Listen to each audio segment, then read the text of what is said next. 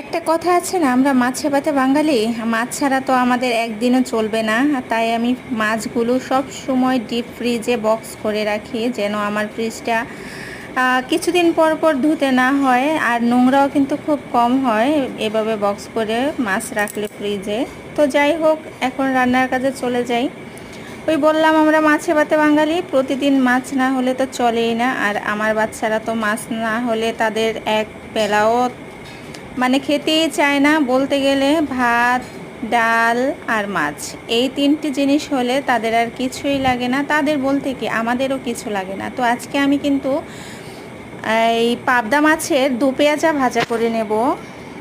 তো পাবদা মাছের দু পেঁয়াজা ভাজা করার জন্য আমার প্রথমত মাছগুলো সুন্দর করে একদম ক্রিস্পিভাবে ভেজে নিতে হবে। তো আমি এভাবে ভেজে নিলাম, এপাশ ওপাশ দুপাশই ভেজে নিলাম। ভেজে নেওয়ার পর এখন আমি এগুলো ভাজা কমপ্লিট, এখন তুলে নেব। তুলে নিয়ে আর এখানে আমি দিয়ে দেব পেঁয়াজ, তারপর হলুদের গুঁড়ো, মরিচ, যত মশলা আছে, মানে যত মশলা বলতে দুটা মশলা অ্যাড করেছি, হলুদ, লবণ, মরিচ, এই তো এগুলাই।